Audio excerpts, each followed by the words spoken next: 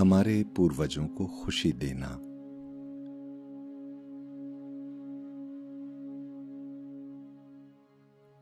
दाजी पूज्य श्री लालाजी महाराज के 153वें जन्मोत्सव के अवसर पर 22, 23 और 24 जनवरी 2026 को कान्हा शांतिवनम में दिया गया संदेश।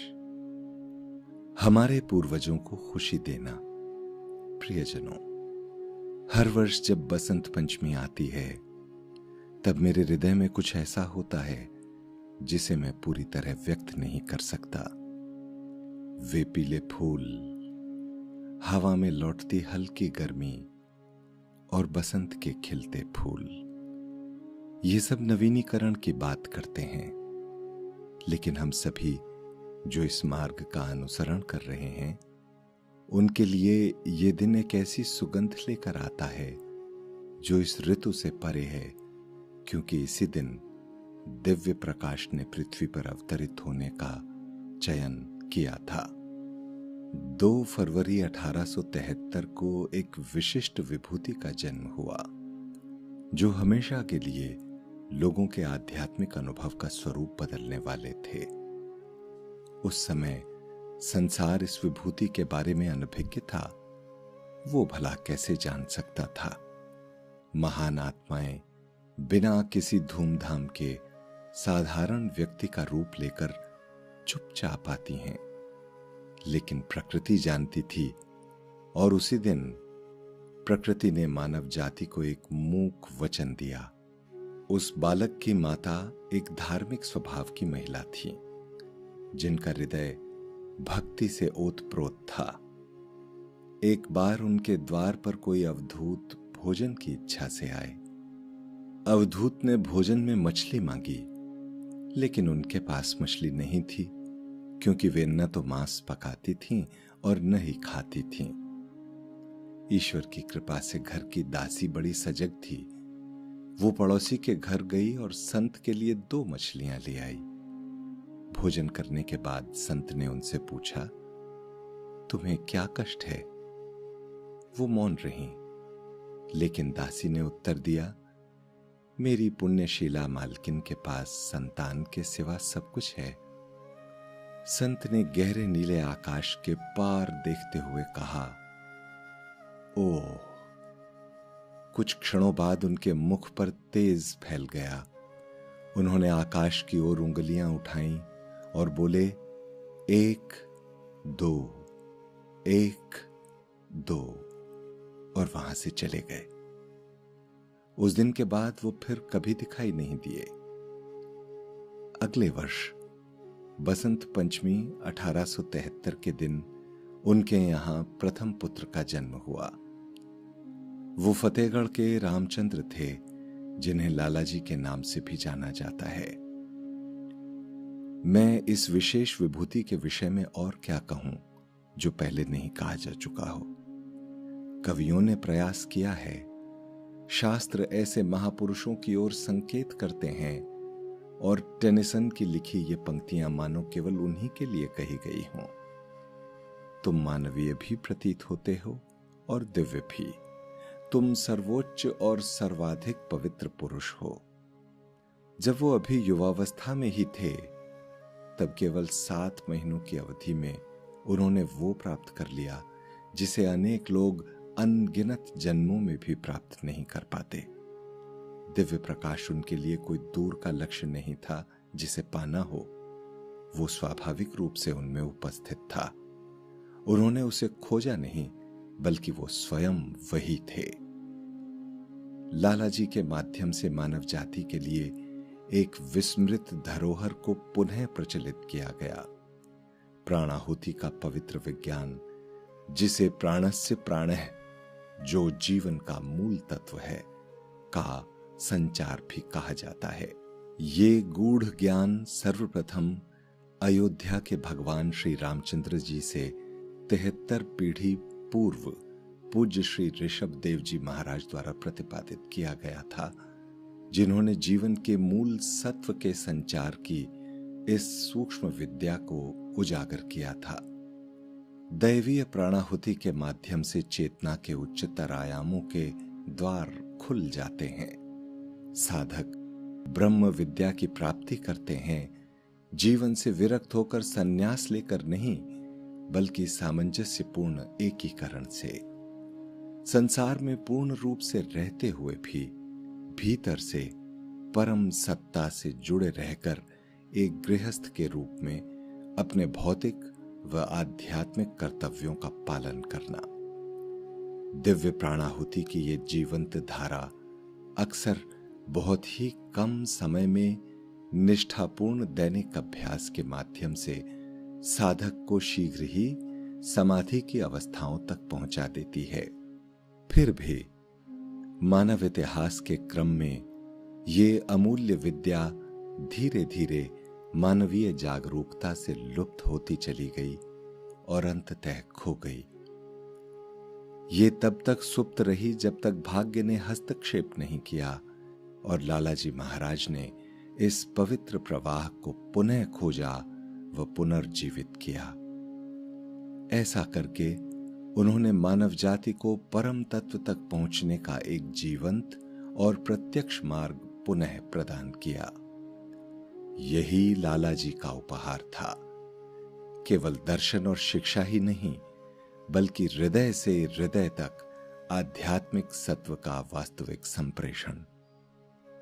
और फिर शिष्य का आगमन हुआ। शाहजहांपुर में रामचंद्र नामक एक युवक ने फतेहगढ़ के उस संत के विषय में सुना। लालाजी का नाम मात्र सुनते ही उसके भीतर कुछ जाग उठा और वो उनसे मिलने चल पड़ा। 3 जून 1922 को हुई उस प्रथम भेंट में उसका जीवन सदा के लिए परिवर्तित हो गया। उन्होंने बाद में लिखा, जब मैं पहली बार अपने गुरु के पास पहुंचा, तब मैंने मन की ऐसी अवस्था का अनुभव किया जिसकी कोई उपमा नहीं है। अपने जीवन के उस क्षण में जिस हर्षावेश का मैंने अनुभव किया, उसका ठीक ठीक वर्णन मैं शब्दों में नहीं कर सकता। उसी दिन से मेरा नया जीवन आरंभ हुआ। सब कुछ बदला सा लगने लगा। संसार मुझे भिन्न रूप में दिखाई देने लगा। इस प्रकार एक ऐसी प्रेम कथा आरंभ हुई जो आध्यात्मिक इतिहास की सभी कथाओं से बढ़कर थी। मैं ये शब्द हल्के में नहीं कह रहा हूं, क्योंकि लालाजी और उनके शिष्य के बीच जो घटित हुआ वो साधारण भक्ति नहीं थी। वो गुरु के प्रति शिष्य की श्रद्धा से कहीं अधिक था। वो ऐसा अनुभव था जिसके लिए शब्द कम पड़ जाते हैं। उसे देखकर देवतागण भी विस्मय में ठहर गए थे।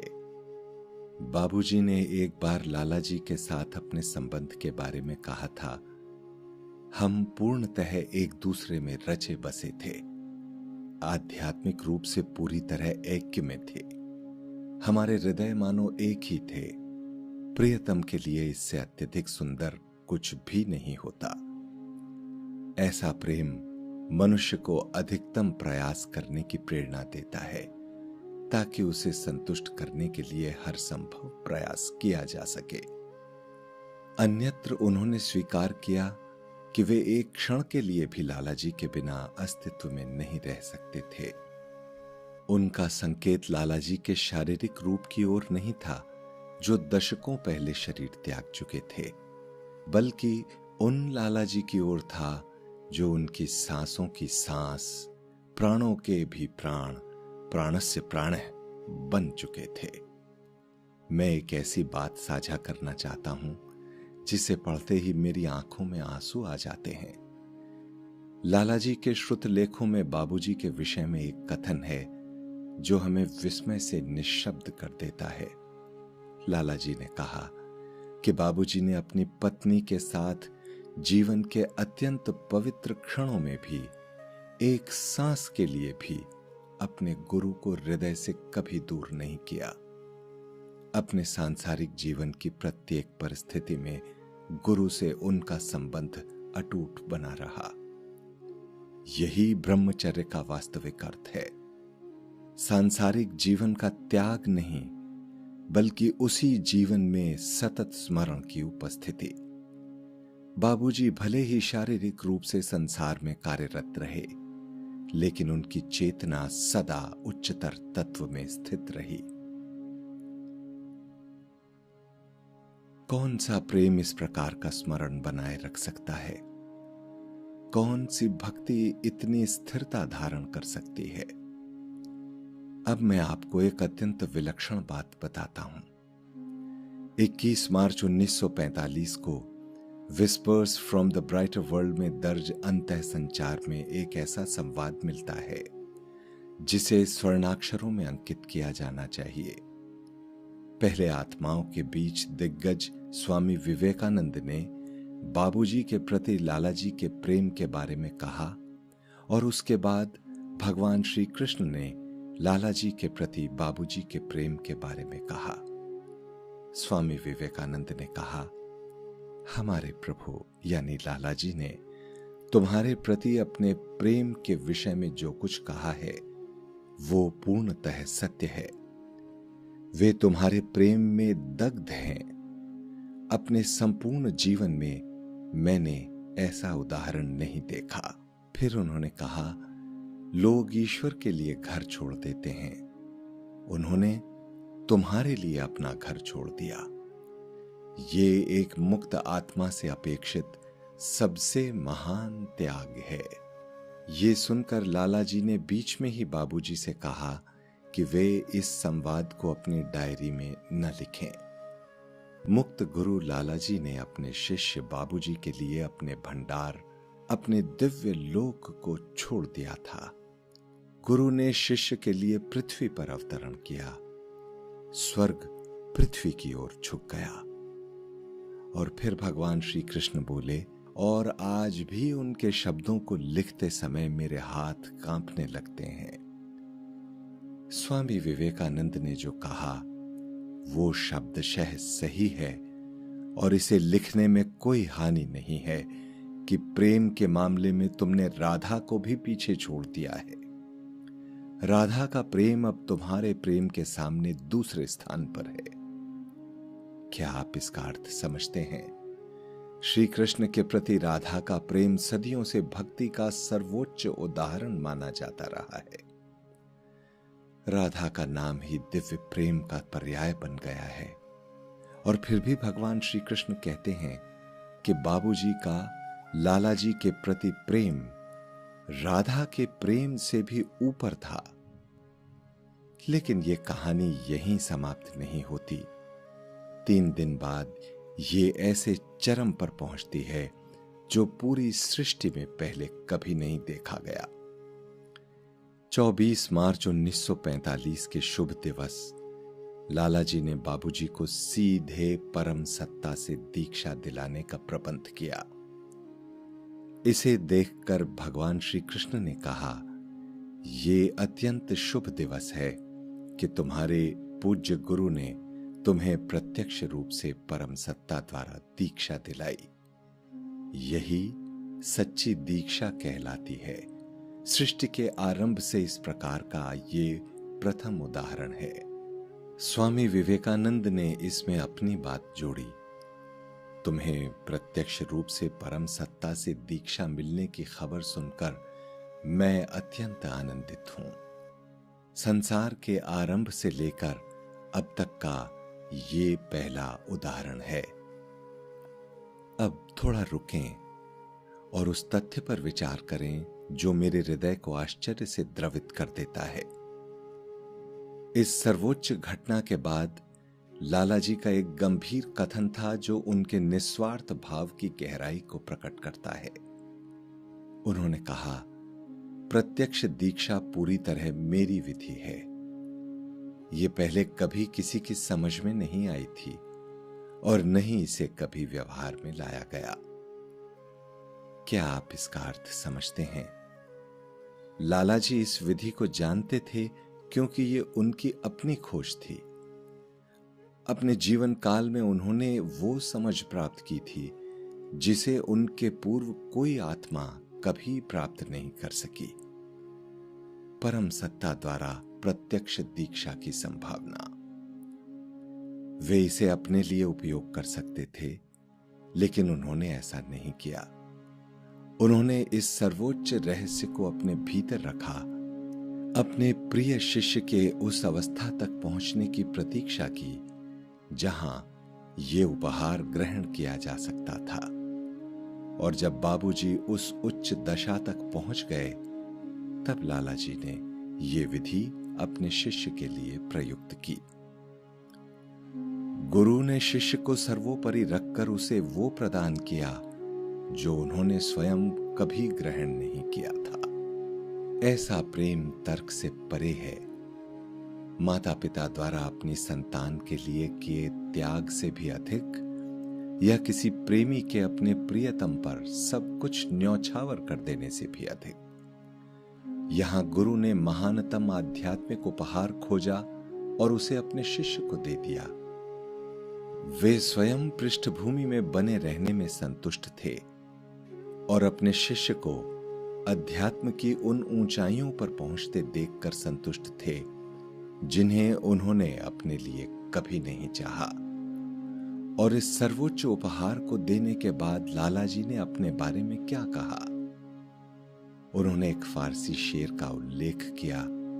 शाह महमूद गजनवी, जो हजारों दासों का मालिक था, वो इतनी निर्धनता में आ गया कि वो स्वयं दास का भी दास बन गया। और फिर लाला जी ने सरलता से अपनी बात कही, यही मेरी अवस्था है। गुरुदेवों के गुरु, वो विशेष विभूति जिन्होंने जो खो गया था उसे पुनः प्राप्त किया, जिनके माध्यम से प्राणाहुति संपूर्ण मानव जाति को प्रवाहित होती है, उन्होंने स्वयं को दास का दास कहा, क्योंकि उन्होंने अपने शिष्य को अपने से भी महान कुछ दिया। यहां हम उस गुरु के अलौकिक प्रेम के साक्षी हैं, जिन्होंने स्वयं को सर्वोच्च फल से वंचित रखा ताकि उनका शिष्य उसका पहले अनुभव कर सके। उनका हृदय इतना विशाल था कि जब उन्होंने सृष्टि का सबसे महान रहस्य खोजा, उन्होंने उसे किसी और को दे दिया। लेकिन इसे केवल त्याग कहना एक समर्थ गुरु के हृदय की गहराई को न समझने के समान होगा। ये उपहार देना अपने आप में लाला जी के लिए अत्यधिक आनंद का स्रोत था। वास्तव में ये गुरु के लिए सबसे बड़ा आनंद है अपने शिष्य को स्वयं से आगे बढ़ते देखना, प्रिय को ऊंचाइयों पर उठते देखना, उसे सब कुछ देना और फिर भी बदले में परिपूर्णता महसूस करना। जब मां अपने बालक को भोजन देती है तब वो त्याग नहीं करती। नदी जब सागर में मिलती है तब वो भी त्याग नहीं करती।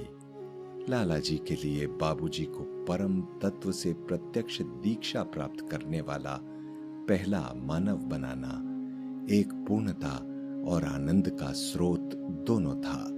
यही प्रेम है, यही मार्ग है, यही हम बसंत पंचमी पर मनाते हैं। लाला जी ने एक बार इस वर्तमान युग के विषय में कहा था, ये समय अब बहुत लंबे समय तक फिर नहीं आएगा। इस विशेष समय के लिए ये कहावत सटीक बैठती है। मजनू ने जंगल को अपना घर बना लिया, लेकिन मैंने अपने घर को जंगल बना दिया। वो प्रसिद्ध प्रेमी मजनू प्रेम में पागल होकर समाज को छोड़ जंगल में भटकने के लिए चला गया। इसके विपरीत महान गुरु लाला जी ने अपने शिष्य के लिए अपने स्वर्ग जैसे घर को दिव्य के लिए तड़प के एक वीरान जंगल में बदल दिया। भगवान श्री कृष्ण ने बाबूजी की योग्यता को अनुत्तर यानी सर्वोच्च श्रेणी कहकर वर्णित किया। उन्होंने कहा, ऐसी योग्यता कभी कभी अचानक सालों, सदियों, हजारों सालों के बाद प्रकट होती है, जिसकी कोई उपमा नहीं है।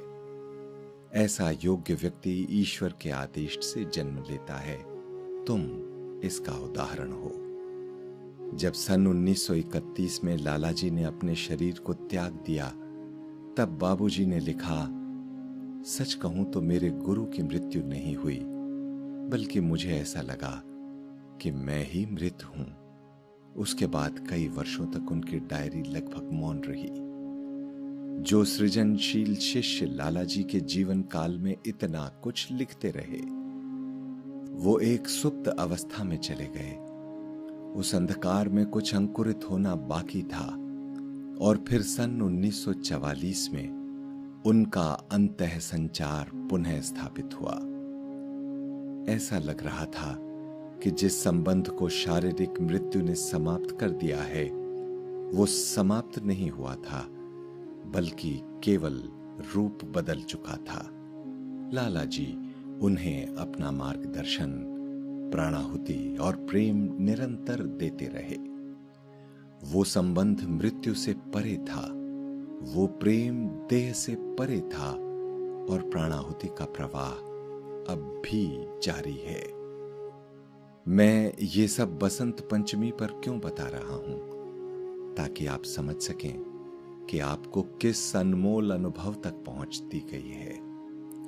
जब आप ध्यान के लिए बैठते हैं और अपने हृदय में कोमलता से कुछ घटित होता हुआ महसूस करते हैं, तब आप उसी प्रवाह को स्पर्श कर रहे हैं जो लालाजी और बाबूजी के बीच प्रवाहित होता था।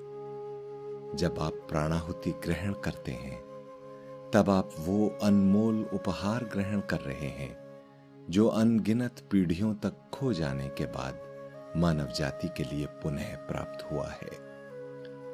जब आप उस अवर्णनीय तड़प को महसूस करते हैं जिसे आप नाम नहीं दे सकते, तब आप उस प्रेम की प्रतिध्वनि को महसूस कर रहे हैं जिसने राधा के प्रेम को भी पार कर लिया है। ये हमारी विरासत है, हमारा जन्म सिद्ध अधिकार है। ये हमारे लिए उपलब्ध है क्योंकि सन 1873 के बसंत पंचमी के दिवस एक बालक ने जन्म लिया जो आगे चलकर एक गुरु बना, और क्योंकि एक शिष्य ने उस गुरु से ऐसा प्रेम किया जो सृष्टि के आरंभ से अब तक अप्रतिम रहा। बसंत के फूल खिलते हैं, संसार अपने आप को नया बना लेता है, और जैसे जैसे प्राणाहुति अपना कार्य करती रहती है, वैसे वैसे जो लोग अभ्यास करते हैं, उनके हृदयों में भी वही नवीनीकरण चुपचाप दिन प्रतिदिन होता रहता है। इस बसंत पंचमी पर मैं पूज्य श्री लालाजी महाराज के पवित्र चरणों में नमन करता हूं। वो विशेष विभूति जिन्होंने ये सब संभव बनाया। मैं पूज्य श्री बाबूजी महाराज के चरणों में नमन करता हूं, जिनके प्रेम ने ऐसा द्वार खोला जिसे कभी बंद नहीं किया जा सकता। हम इस विरासत के वारिस हैं। कितना अद्भुत वंश है। हमारे हाथों में कैसा अनमोल खजाना सौंपा गया है। अब सवाल हमारे सामने आता है, हम इस विरासत के साथ क्या करें? आइए हम पहले से कहीं अधिक प्रतिबद्ध हों। आइए हम अपने आध्यात्मिक गुरुदेवों को और अधिक प्रसन्न व हर्षित करें। दिव्य लोक से जब वो हमें यहां नीचे देखें, तो हमें एकजुट देखकर, एक दूसरे से प्रेम और सम्मान करते देखकर, जिस लक्ष्य व उद्देश्य के लिए उन्होंने अपना जीवन जिया, वैसा ही हमें करते देखकर वे आनंदित हो जाएं। इस पैतृक संपदा को संजोने और समृद्ध करने के लिए ये आवश्यक है कि हमारा व्यवहार, सोच एवं कर्म उनके मानकों के अनुरूप हों। ईश्वर करे इस मार्ग से जुड़े हर परिवार में सद्भाव हो। ईश्वर करे हर केंद्र में जहां साधक एकत्र हों, वहां सामंजस्य हो। ईश्वर करे कि कभी कभी आध्यात्मिक समुदायों में जो छोटे छोटे मतभेद आ जाते हैं, वे इस बसंत के सूर्य के ताप में विलीन हो जाएं। हमें ये याद रहे कि हम सभी उसी आध्यात्मिक वंश की संतानें हैं, उसी समान प्राणाहुति के प्राप्त करता हैं, और सभी उसी गंतव्य की ओर अग्रसर हैं। यदि लाला जी अपने शिष्य को उन्नत होते देखने की प्रसन्नता के लिए अपनी महानतम खोज अर्पित कर सकते थे, और यदि बाबूजी ऐसा प्रेम कर सकते थे जो राधा के प्रेम से भी बढ़कर था, तो निस्संदेह हम भी अपने समीप खड़े भाई बहनों की ओर मित्रता का हाथ बढ़ा सकते हैं, छोटी छोटी कड़वाहटों को छोड़ सकते हैं और उन आशीर्वादों के योग्य पात्र बन सकते हैं जो हमारे भीतर उंडे ले गए हैं। अतः ईश्वर करे हमारे गुरुदेवों का प्रेम आपके हृदय को स्पर्श करे, उनकी प्राणाहुति से आपका अस्तित्व परिवर्तित हो और आप अपने तरीके से उनकी विरासत का जीता जागता प्रमाण बने। स्नेह और प्रार्थना सहित कमलेश। बसंत पंचमी 23 जनवरी 2026। पूज्य श्री लालाजी महाराज के 153वें जन्मोत्सव के अवसर पर 22, 23 और 24 जनवरी 2026 को कान्हा शांतिवनम में दिया गया संदेश। दाजी के साथ मास्टर क्लास। आप किसी भी समय हार्टफुलनेस ध्यान का आरंभ कर सकते हैं। दाजी के साथ 3 भागों की मास्टर क्लास श्रृंखला से जुड़ें, जिसमें वे हार्टफुलनेस मार्ग के लाभ को साझा करते हैं और ये स्पष्ट करते हैं कि हार्टफुलनेस रिलैक्सेशन, ध्यान, सफाई और प्रार्थना को अपनी दैनिक जीवनचर्या में कैसे समाहित किया जाए। सभी मास्टर क्लास पूर्णतः निःशुल्क हैं। एड्रेस है heartfulness.org/global/masterclass। हार्टफुलनेस अभ्यास।